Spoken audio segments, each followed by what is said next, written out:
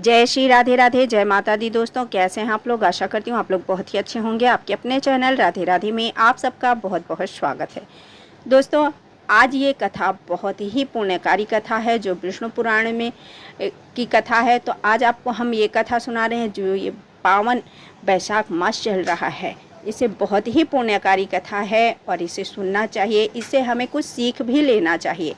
दोस्तों तो चलिए आज हम आप कथा का शुरुआत करते हैं। तो कथा का शुरुआत यहाँ से होती है कि जब अहंकार बड़ा भारी, इंद्रदेव की इस गलती के कारण दुर्वासा ऋषि ने दिया था शाप। तो चलिए हम सुनिए पौराणिक कथा श्री हरि विष्णु की। तो विष्णु पुराण में दी गई कथा के अनुसार अहंकार में आकर किसी भी व्यक्ति के उपहार का अपमान नहीं करना चाहिए, इससे आपका सब कुछ छीन सकता है। जाने दुर्वासा मुनि और देवराज इंद्र की पौराणिक कथा के बारे में आज आपको हम सुना रहे हैं। ये पौराणिक कथा तो ध्यान से सुनिएगा दोस्तों, और इससे कुछ सीख भी लीजिएगा, क्योंकि हम अगर किसी को उपहार देते हैं तो हमें भी इस चीज़ का ध्यान रखना चाहिए कि वो व्यक्ति आगे जो जिसे हम उपहार दे रहे हैं वो उसके लायक है कि नहीं, उसका सम्मान करेगा कि नहीं, उसका ख्याल रखते हुए किसी को देना चाहिए उपहार। और अगर किसी ने उपहार दिया है तो उसका अपमान भी नहीं करना चाहिए, उसके सामने तो बिल्कुल भी नहीं करना चाहिए। आप पीठ पीछे क्या करते हो कोई नहीं देखता। तो दोस्तों आज यही कथा है, तो आप लोग ध्यान से ज़रूर सुनिएगा। अहंकार जिसे हम आम बोलचाल की भाषा में घमंड या आत्म महत्व की बात कहते हैं, ये व्यक्ति के अंदर एक ऐसी प्रवृत्ति है जो अक्सर अधिक सम्मान आत्मविश्वास तो बढ़ाती है, लेकिन जब ये सब एक मात्रा से ज़्यादा हो जाते हैं तो व्यक्ति के निर्णय और व्यवहार पर नकारात्मक प्रभाव डालने लगती हैं, जो आगे चलकर अहंकार का रूप ले लेता है। इसलिए इतिहास से लेकर हमारे ग्रंथों में लिखी कई ऐसी पौराणिक कथाओं में से अक्सर देखा गया है कि अहंकार ने महान व्यक्तियों और देवताओं को भी संकट में डाल दिया। ऐसी ही एक पौराणिक कथा जो श्री हरि विष्णु के विष्णु पुराण में लिखी हुई है, जिसमें देवताओं के राजा इंद्र के ऊपर सत्ता वैभव का घमंड इतना ज़्यादा हो गया था कि उन्होंने ऋषि दुर्वासा का अपमान कर दिया और उन्हें उनके भयानक शाप का सामना करना पड़ा था। दोस्तों विष्णु पुराण के प्रथम अंश के अध्याय 9 में इस पौराणिक कथा के बारे में विस्तार से वर्णन है। इस कथा को श्री पराशर जी ने सुनाई थी। स्वर्ग के राजा इंद्र की अहंकारपूर्ण गलती ने उन्हें संकट में डाल दिया।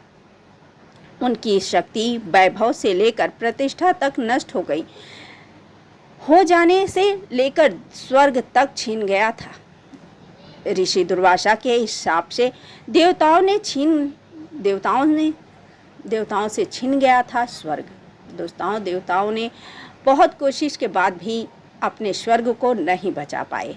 स्वर्ग से उनका स्वर्ग छीन गया था। पौराणिक कथा के अनुसार श्री पराशर जी बोले कि हे मैत्रेय, तुमने इस समय मुझसे जिसके विषय में पूछा है वह श्री संबंध लक्ष्मी का इतिहास है। मैंने भी मारीची ऋषि से सुना था, वह मैं तुम्हें सुनाता हूँ, सुनो। एक बार शंकर के अवतार श्री दुर्वासा जी पृथ्वी तल में विचर रहे थे। घूमते घूमते उन्होंने एक विद्याधारी के हाथों में सानंतक पुष्पों की एक दिव्य माला देखी। ये ब्राह्मण उसकी गंध से सुवासित होकर वहाँ वनवासियों के लिए अति सेवनीय हो रहा था। तब उन उन्मत्त वृत्ति वाले विप्रवर ने वह सुंदर माला देखकर उसे उस विद्याधर सुंदरी से मांगा। उनके मांगने पर उसे बड़े बड़े नेत्रों वाली कृशांगी विद्याधारी ने उन्हें आदरपूर्वक प्रणाम कर वह माला दे दी। हे मैत्रेय, उन उन्मत्त वेशधारी विप्रवर ने उसे लेकर अपने मस्तक पर डाल लिया और पृथ्वी पर विचरने लगे। इसी समय उन्होंने उन्मत्त ऐरावत चढ़कर देवताओं के साथ आते हुए त्रैलोक के अधिपति सचीपति इंद्र को देखा। उन्हें देखकर मुनिवर दुर्वासा ने उन्मत्त के समान वह मतवाले भौरों से गुंजयमान माला अपने सिर पर से उतार कर देवराज इंद्र के ऊपर फेंक दी। देवराज ने उसे लेकर ऐरावत के मस्तक पर डाल दी। उस समय वह ऐसे सुशोभित हुआ मानो कैलाश पर्वत के शिखर पर श्री गंगा जी विराजमान हों। उस मंद हाथी ने भी उसकी गंध से आकर्षित हो उसे सूंड से सूंघ कर पृथ्वी पर फेंक दिया। हे मैत्रेय, यह देखकर मुनि श्रेष्ठ भगवान दुर्वासा जी अति क्रोधित हुए और देवराज इंद्र से इस प्रकार बोले। दुर्वासा जी ने कहा, अरे ऐश्वर्य के मद से दूषित चित इंद्र, तू बड़ा ढीठ है। तूने मेरी दी हुई संपूर्ण शोभा की धाम माला का कुछ भी आदर नहीं किया। अरे तूने तो ना प्रणाम करके बड़ी कृपा की ऐसा ही कहा और ना हर्ष से प्रसन्न हो वदन होकर मुझसे अपने सिर पर ही रखा। रे मूढ़, तूने मेरी दी हुई माला का कुछ भी मूल्य नहीं किया, इसलिए तेरा त्रिलोकी का वैभव नष्ट हो जाएगा। इंद्र, निश्चय ही तू मुझे और ब्राह्मणों के ही समान समझता है, इसलिए तुझ अतिमानी से ने हमारा इस प्रकार अपमान किया है। अच्छा, तूने मेरी दी हुई माला को पृथ्वी पर फेंका है, इसलिए तेरा यह त्रिभुवन भी शीघ्र श्रीहीन हो जाएगा। रे देवराज, जिसके क्रोध होने पर संपूर्ण चराचर जगत भयभीत हो जाता है, उस मेरे ही तूने अति गर्व से तूने इस बात का ध्यान नहीं किया, भयभीत हो जाता। अच्छा, इस प्रकार अपमान किया। श्री पराशर जी बोले, तब तो इंद्र ने तुरंत ही ऐरावत हाथी से उतरकर निष्पाप मुनिवर श्री दुर्वासा जी को विनय करके प्रसन्न किया। तब उसने प्रणाम आदि करने से प्रसन्न होकर मुनि श्रेष्ठ दुर्वासा जी उससे इस प्रकार कहने लगे। दुर्वासा जी बोले, इंद्र, मैं कृपालु चित नहीं हूँ, मेरे अंतकरण में क्षमा को स्थान नहीं है। वे मुनिजन तो और भी होंगे, तुम समझो मैं तो दुर्वासा ही हूँ ना। गौतम आदि अन्य मुनियों ने व्यर्थ ही तुझे इतना मुँह लगा लिया है, पर याद रख, मुझ दुर्वासा का सर्वस्व तो क्षमा करना ही है। दयामूर्ति वशिष्ठ आदि के बढ़कर स्तुति करने से तू इतना गर्वीला हो गया है कि आज मेरा भी अपमान करने चला है। अरे आज त्रिलोकी में ऐसा कौन है जो मेरे प्रज्वलित जटा कल्प और टेढ़ी भ्रुकुटी को देखकर भयभीत ना हो। जा रे सत कृतो, तू बारंबार अनुनय विनय करने का ढोंग क्यों करता है? तेरे इस कहने सुनने से क्या होगा, मैं क्षमा नहीं कर सकता। श्री पराशर जी बोले, हे ब्राह्मण, इस प्रकार कहे वे विप्रवर वहां से चल दिए और इंद्र भी ऐरावती पर चढ़कर अमरावती को चले गए। तभी से इंद्र के सहित तीनों लोक वृक्ष तल आदि के क्षीण हो जाने से श्रीहीन हो गए और नष्ट भ्रष्ट होने लगे। तब से यज्ञों का होना बंद हो गया, तपस्वियों ने तप करना छोड़ दिया था, लोगों का दान आदि धर्मों में चित नहीं रहा। हे द्विजोत्तम, संपूर्ण लोक आदि के वशीभूत हो जाने के से समर्थहीन हो गए और तुच्छ वस्तुओं के लिए भी लालायित रहने लगे। जहाँ सत्व होता है वहीं लक्ष्मी रहती हैं और जहाँ सत्व भी लक्ष्मी का ही साथी है। श्रीहीनों में भला सत्व कहाँ और बिना सत्व के गुण कैसे ठहर सकता है? बिना गुणों के पुरुष में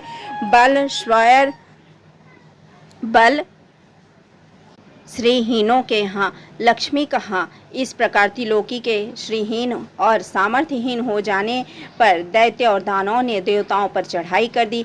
सत्व और वैभव से शून्य होने पर भी दैत्यों ने लोभवश निसत्व और श्रीहीन देवताओं से घोर युद्ध ठाना। अंत में दैत्यों द्वारा देवता परास्त हुए। तब इंद्रादि समस्त देवतागण अग्निदेव को आगे कर महाभाग पितामह श्री ब्रह्मा जी की शरण गए। देवताओं के से संपूर्ण वृतांत सुनकर श्री ब्रह्मा जी ने उनसे कहा, हे देवगण, तुम दैत्य दालन परमेश्वर भगवान श्री हरि विष्णु की शरण जाओ, जो संसार के उत्पत्ति स्थिति और संहारक हैं। कारण है कि किंतु वास्तव में कारण भी यही है और जो चराचर के ईश्वर, प्रजापतियों के स्वामी, सर्वव्यापक, अनंत और अजय हैं तथा जो अजन्मा किंतु कार्य रूप में परिणत हुए प्रधान पुरुष के कारण हैं, वह एवं शरणागत वत्सल हैं। शरण जाने से अवश्य तुम्हारा मंगल करेंगे।